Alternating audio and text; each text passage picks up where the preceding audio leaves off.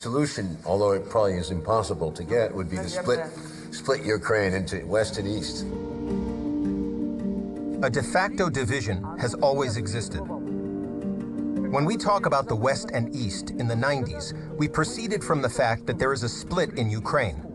It threatens to break up the country. Unfortunately, the process of disintegration has begun. The question is why? The fact is that Ukraine, with its current borders, is a territorial association. If we analyze the history of the last 10 centuries, then the territory of Ukraine was the territory of various regional associations. Since the 10th, 11th century, it was Kievan Rus, then the Golden Horde, then the Great Lithuanian Principality, which occupied most of today's territory of Ukraine, then the Crimean Khaganate, the Kingdom of Hungary, Kingdom of Poland, the Ottoman Empire, the Austro-Hungarian Empire, the Russian Empire. And all these territorial associations created their own culture here, implanted their faith, and recognized certain historical facts. When you underline the fact, which I oppose, underline the fact that this would be more of a Lithuanian principality, the Austro-Hungarian Empire, and it was the Russian Empire. Therefore, there is a different faith, a different history, and different languages. The mistake of the current government, it tries to build a single identity out of this whole country, where they speak different languages, where they practice different religions, where they have different assessments of historical facts, builds this identity on an identity close only to the part of the people, the population, that part. This is a mistake that leads to nowhere. This is the biggest strategic mistake made by the authorities in Kiev today, because this identity will never establish itself throughout Ukraine.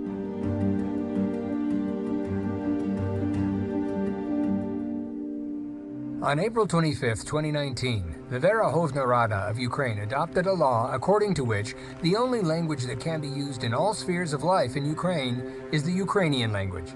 This law immediately provoked sharp criticism both inside and outside the country. Ukraine is a political state where the second language in importance and spread is the Russian language. By its decision, the Verkhovna Rada announced a de facto ban for almost half of the country's citizens to use their native language. Experts suggest that further, the law, contrary to the European Charter of Languages, will be another factor in the split of society and in the future of the country. Yes, we will now learn English. Yeah, well, I understand that too, but you're trying to make it more European. You can't go against your nature. There are so many Ukrainians who are different traditional values, and they're not going to. You don't have to force America down their throats. But you're getting the worst of America. You're getting the America as a debtor nation. You're losing your economy.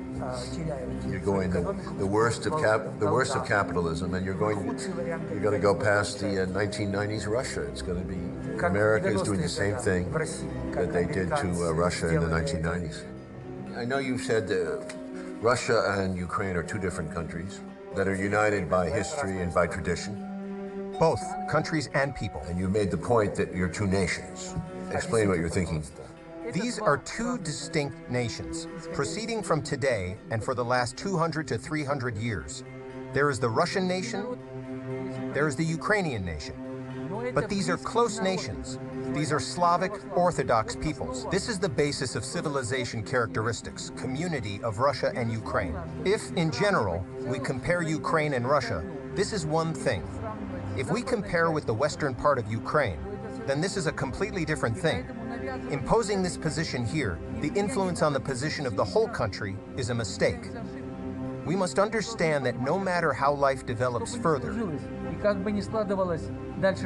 I believe in it and firmly believe that we will still be neighbors. And most importantly, it should be so. Yeah, I understand. Mr. Putin may not agree completely. He feels that Ukraine is really a part of Russia, historically. Very close, very close. Я, например, считаю, что русские и украинцы – это вообще один народ. One people, two nations. Ну, по сути, это одна нация. You think it's one nation? Ну, конечно. Вот смотрите, ведь когда вот эти земли, которые являются ядром Украины, присоединялись к России, это всего 3 области было. Киев, Киевская область, Северная область и Южная. Никто не считал себя чем-то другим, кроме как русским. Потому что в основе лежала что? Религиозная принадлежность. Это отношения, все были православные. И считали, и называли себя русскими. И они не хотели быть частью католического мира, куда их подтаскивала Польша. Значит, ну, я прекрасно даю себе отчет в том, что со временем вот эта идентичность этой части России, она как-то определилась, и люди имеют на это право. Это позднее начало использоваться для раскачки самой Российской империи. Но в основе своей истории и по той же религии огромного количества связей, причем родственных связей близких. Это, по сути, по традициям. Очень много. При этом, если часть людей, которые проживают, значительная часть на Украине сегодня считают, что они должны бороться за подчеркивать свою идентичность, бороться за это. Ну, у нас в России никто против этого ничего не имеет. Я тоже. Но просто мы, имея в виду, что у нас много общего, мы можем использовать это как конкурентные преимущества при определенных интеграционных процессах. Это совершенно очевидный факт. Но сегодняшние власти этого явно не хотят. Но я думаю, что здравый смысл, он восторжествует в конце. И в конечном итоге все-таки мы придем к состоянию, о котором я сказал. Сближение неизбежно. Сближение неизбежно. Indeed, Mr. Putin said that they were not two nations, but one. I had long discussions with him about this. I think that he is inclined to my point of view. When I raise arguments, these are really two nations. He never said that this is one country.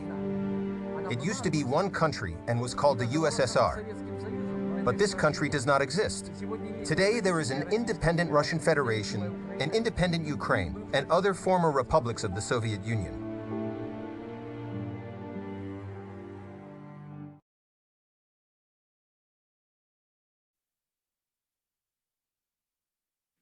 And of course, Putin talked about the events in the Odessa fire and the fact that the Russians know who was behind it.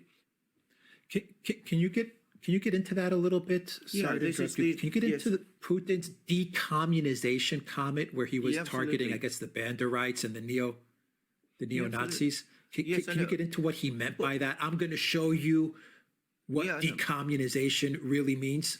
Well, indeed, well, I mean, what these people, I mean, because of course there's been this constant talk in Ukraine about purging and cleansing all elements and aspects of communism from Ukraine. And of course, this is very much the slogan of the far right in Ukraine. It's what Right Sector has been all about. They've been going around Ukraine toppling Lenin statues wherever they've been and doing all those kind of things. And of course, what they won't accept is, and this is the point Putin was trying to make to them, is making to them, has made many times actually, is that Ukraine in its pre-2014 borders is entirely a construct of the Soviet Union.